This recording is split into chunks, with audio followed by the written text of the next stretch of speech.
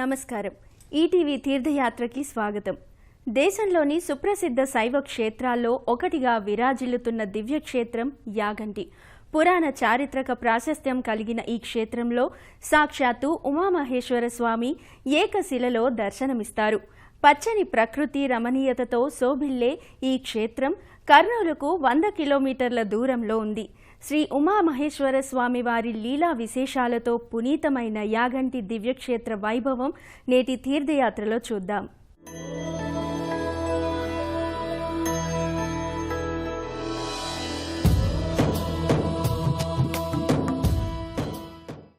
బనగానపల్లికి సమీపంలో ఉన్న ఈ దివ్యక్షేత్రంలో సాక్షాత్తు ఉమామహేశ్వర స్వామివార్లు కొలువై ఉన్నారు. గుహాలయాలతో ఎంతో ప్రాచీనతను సంతరించుకున్న ఈ క్షేత్రం శైవ వైష్ణవ సంప్రదాయాల మేలు కలయికగా విరాజిల్లుతోంది. యాగంటి దివ్యక్షేత్రానికి కొన్ని వందల సంవత్సరాల చరిత్ర ఉంది. ఈ ఆలయాన్ని చోళులు పల్లవులు నిర్మించారని శాసనాల ద్వారా తెలుస్తోంది. ఆయా రాజుల పరిపాలనలో అసంపూర్తిగా మిగిలిన కట్టడాలను హరిహర రాయలు, బుక్కరాయలు పూర్తి చేశారట. యాగంటికి చేరుకున్న భక్తులు అక్కడ ఎంతో విశేషమైనదిగా భావించే కోనేరులో స్నానాలు ఆచరిస్తారు. యాగంటికి చేరుకున్న భక్తులు ముందుగా ఈ కోనేరులో భక్తి శ్రద్ధలతో స్నానాధికాలు చేస్తారు.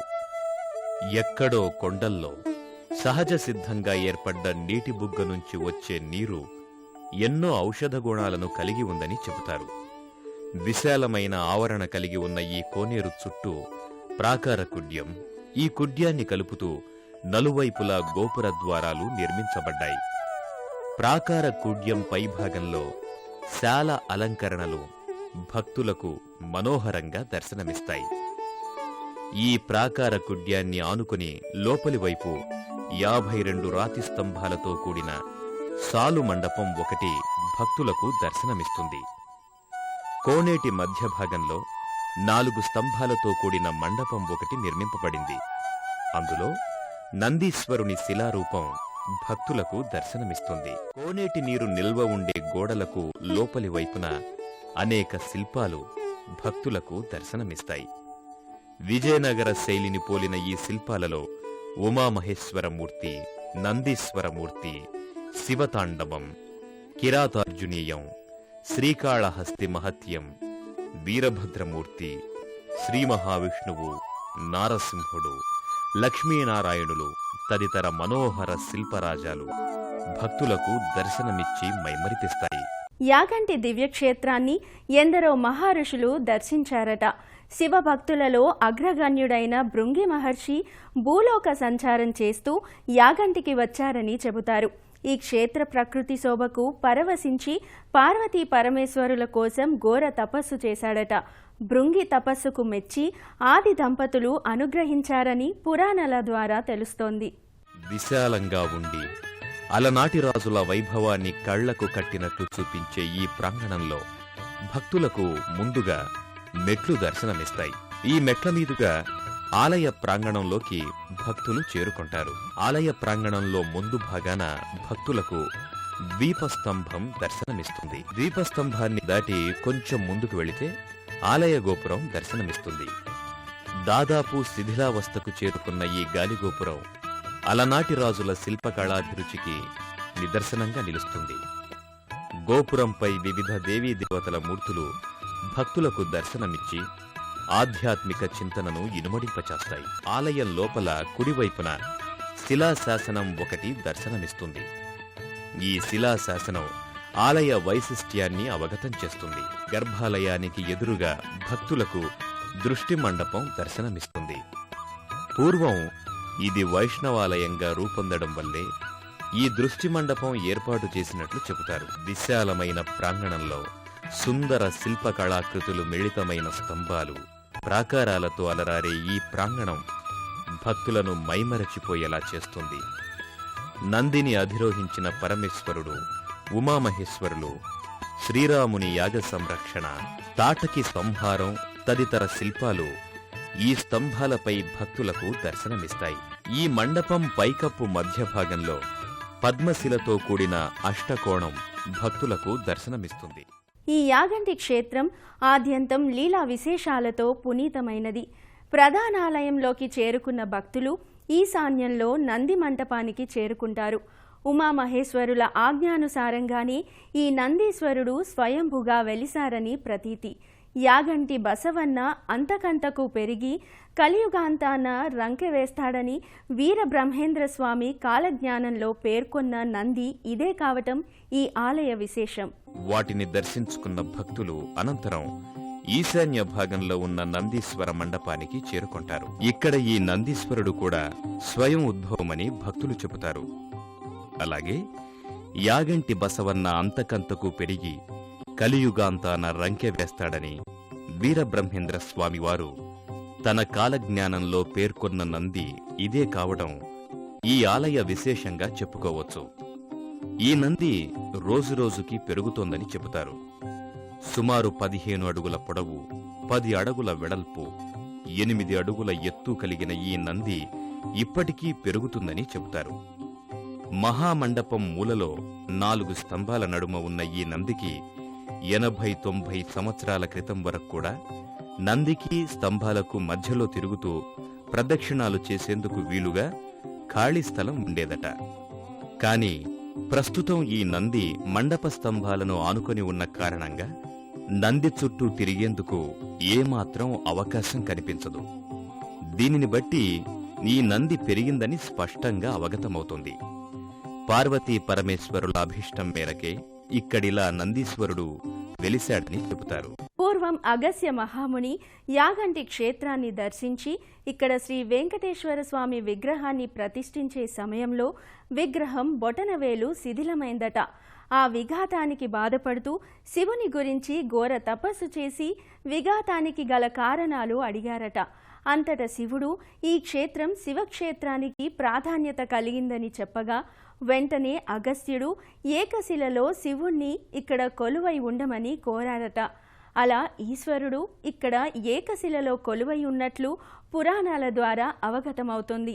ఓ అద్వితీయమైన అనుభూతికి లోను చేసే గర్భాలయం వెలుపలి భాగంలో ఎడమవైపు భాగంలో వినాయకుడి ప్రతిమ ఒకటి భక్తులకు దర్శనమిస్తుంది.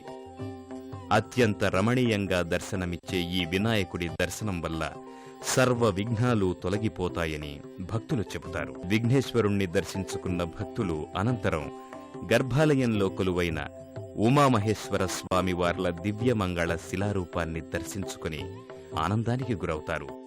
చేతులు జోడించి, తండ్రి పరమేశ్వర, మాకు ఆయురారోగ్య ఐశ్వర్యాలను ప్రసాదించి మమ్ము అనుగ్రహించు స్వామి అంటూ ప్రణమిల్లుతారు.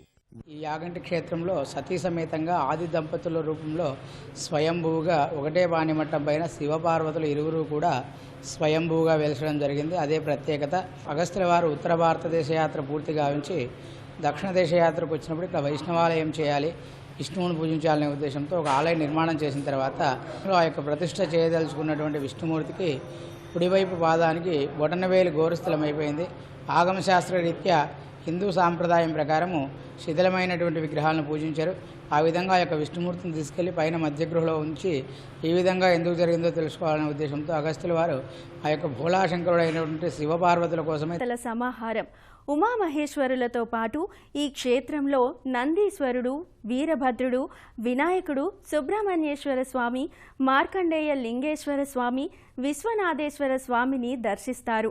ఆయా దేవీ దేవతల దర్శన అనంతరం వెంకటేశ్వర గుహకు చేరుకొని తన్మయత్వం చెందుతారు. గర్భాలయంలో ఏకశిలలో ఉన్న శివపార్వతుల దివ్యమంగళ రూపాలను దర్శించుకున్న భక్తులు అనంతరం ఆలయం వెలుపలి ప్రాంగణంలో ఉన్న వీరభద్రస్వామి వారి ఆలయానికి చేరుకుంటారు. శ్రీ ఉమామహేశ్వర స్వామి వార్ల ఆలయానికి క్షేత్రపాలకుడుగా వీరభద్రస్వామి వారు విరాజిల్లుతున్నారు. భక్తులు ఇదే ఆలయ ప్రాంగణంలో ఉన్న సుబ్రహ్మణ్యేశ్వర స్వామి, మార్కండేయ లింగేశ్వర స్వామి, విశ్వనాథేశ్వర స్వామి వార్లను కూడా దర్శించుకుని తరిస్తారు. అనంతరం ఆలయానికి ఆనుకొని ఉన్న అగస్త్య పుష్కరిణికి చేరుకుంటారు. ఈ పుష్కరిణిలో ప్రవహించే జలం అత్యంత మహిమాన్వితమైందిగా చెబుతారు. ఈ పుష్కరిణికి 15 కిలోమీటర్ల దూరంలో ఉన్న ముచ్చట్ల అనే పుణ్యక్షేత్రం నుంచి పర్వత సానువుల గుండా అదృశ్యంగా నీరు వస్తుందని చెబుతారు. ఈ రహస్యాన్ని అగస్త్య మహాముని శోధించాడు కాబట్టి ఈ పుష్కరిణిని అగస్త్య పుష్కరిణి అని పిలవడం జరుగుతుంది. స్వామివారి అర్చనాభిషేకాలకు ఈ పుష్కరిణిలోని శుద్ధ జలాలనే వినియోగిస్తారు. భక్తులు అనంతరం ఆలయానికి ఆనుకొని కొండల నడుమ ఉన్న అగస్త్య గుహకు చేరుకుంటారు. దీనిని రోకళ్ల గుహ, ముక్కంటి గుహ అని కూడా పిలవడం జరుగుతోంది. అత్యంత పురాతనమైన ఈ గుహలోనే అగస్త్య మహర్షి తపస్సు చేశారని చెబుతారు. ఈ గుహలో ఉన్న శివలింగాన్ని అగస్త్యుడు ప్రతిష్ఠించాడని చెబుతారు. అగస్త్య గుహను దర్శించుకున్న భక్తులు ఇక్కడే ఉన్న వెంకటేశ్వర గుహకు చేరుకుంటారు. ఓ అద్భుత లోకాన్ని ఆవిష్కరించే ఈ గుహ భక్తులకు ఓ విచిత్రమైన అనుభూతిని కలగజేస్తుంది. ఇక్కడ ఈ గుహలో వెంకటేశ్వర స్వామివారు పూజలందుకుంటున్నారు. అగస్త్యుడు ప్రధానాలయంలో ప్రతిష్ఠించేందుకు చేయించిన విష్ణుమూర్తి విగ్రహం భిన్నం కావడంతో ఆ విగ్రహాన్ని ఈ గుహలోనే నెలకొల్పారని చెబుతారు. ఈ గుహలో పూజలందుకుంటున్న వెంకటేశ్వర స్వామి విగ్రహానికి కూడా కుడికాలు బొటనవ్రేలు గోరు విరిగి ఉండటాన్ని భక్తులు దర్శించుకుంటారు. మహిమాన్వితమైన ఈ గుహలో కొలువైన వెంకటేశ్వర స్వామి వారి దివ్యమంగళ శిలారూపాన్ని దర్శించుకున్న భక్తులు అలౌకికమైన ఆనందానికి గురవుతూ చేతులు జోడిస్తారు. భక్తులు అనంతరం ఆలయానికి ఈశాన్యం భాగంలో ఉన్న శంకర గుహకు చేరుకుంటారు. ఈ గుహలోని శివలింగాన్ని కూడా అగస్త్యుడే ప్రతిష్ఠించాడని చెబుతారు. శ్రీ పోతులూరి వీరబ్రహ్మేంద్ర స్వామి తమ కాలజ్ఞానంలోని కొంత భాగాన్ని ఈ గుహలోనే రాశారని చెబుతారు. అలాగే బ్రహ్మంగారు వారి శిష్యురాలైన గరిమిరెడ్డి అచ్చమ్మకు, ఆమె భర్తకు ఈ గుహలోనే జ్ఞానోపదేశం చేశారని చెబుతారు. ఆ కొండలోని పలు గుహలు అనేక గుహ్యమైన విషయాలను తెలియజేస్తాయి, అద్భుత అనుభూతులను కలిగిస్తాయి. యాగంటి పరమేశ్వరుడి కృప మన అందరిపై వెల్లివిరియాలని కోరుకుంటూ మరో తీర్థయాత్రలో కలుద్దాం.